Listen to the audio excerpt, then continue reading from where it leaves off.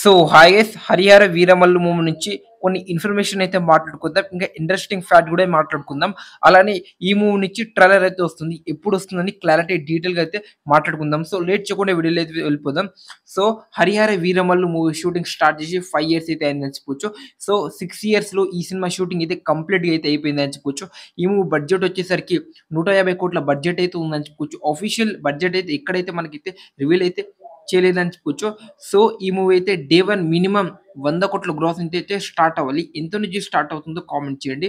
ఇంకా నెక్స్ట్ వచ్చేసరికి ప్రొడ్యూసర్ కావచ్చు, డిస్ట్రిబ్యూటర్ అయితే ఈ మూవీ మీద చాలా ఎక్కువ బడ్జెట్ అయితే పెట్టడం అయితే జరిగిందని చెప్పుకోవచ్చు.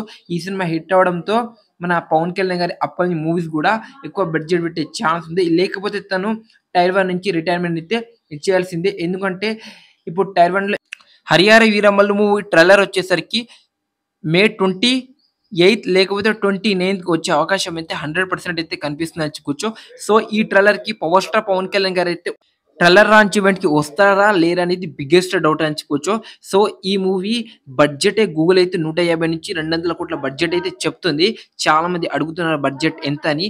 సో ఈ సినిమా అయితే 200-250 కోట్ల గ్రాస్ కొడితేనే హిట్ ఛాన్స్ అయితే ఉందని చెప్పుకోవచ్చు. సో ఈ మూవీకి మన పవన్ కళ్యాణ్ గారి రెమ్యునరేషన్ అయితే తెలిస్తే కేవలం 45 కోట్ల రెమ్యునరేషన్ మాత్రమే. అది కూడా 5 ఇయర్స్ అయితే డేట్ అయితే ఇవ్వడం అయితే జరిగిందని చెప్పుకోవచ్చు.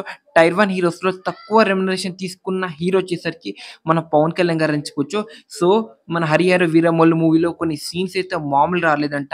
యాక్షన్ సీన్, యుద్ధాల సీన్స్ కావచ్చు, పవన్ కళ్యాణ్ గారి లుక్స్ కావచ్చు, సాంగ్స్ కావచ్చు నెక్స్ట్ లెవెల్‌లో ఉండబోతున్నాయని వారైతే చెప్పడం అయితే జరిగిందని చెప్పుకోవచ్చు. సో బడ్జెట్ కూడా చాలా ఎక్కువ అయితే పెట్టడం అయితే జరిగిందని చెప్పుకోవచ్చు. మన పవన్ కళ్యాణ్ గారు కూడా చాలా అంటే చాలా హార్డ్ వర్క్ అయితే చేయడం అయితే జరిగింది ఈ సినిమా కోసం. చూడాలి మళ్ళీ బాక్స్ ఆఫీస్ దగ్గర ఏ విధంగా పర్ఫార్మ్ చేస్తుందో. ఎక్కువ హైప్ అయితే లేదు. చూడాలి పవన్ కళ్యాణ్ ఫ్యాన్స్ ఏ విధంగా ఈ సినిమాని రిసీవ్ చేసుకుంటారో వాళ్ళ మీదనే ఒపీనియన్ అయితే ఉందని చెప్పుకోవచ్చు. వాళ్ళే రిసీవ్ చేసుకోవాలి. ఎందుకంటే మన తెలుగు స్టేట్‌లోనే హైప్ లేదు. పాన్ ఇండియా మూవీకి ఎలా క్లిక్ అవుద్ది అనుకుంటున్నారో కామెంట్ చేయండి. నా గెస్ కరెక్ట్ అయితే ఈ సినిమా అయితే కేవలం మన పవన్ కళ్యాణ్ గారి ఫ్యాన్స్ వల్లనే హిట్ అవ్వచ్చు, అవ్వకపోవచ్చు. మీరేమంటారో కామెంట్ చేయండి.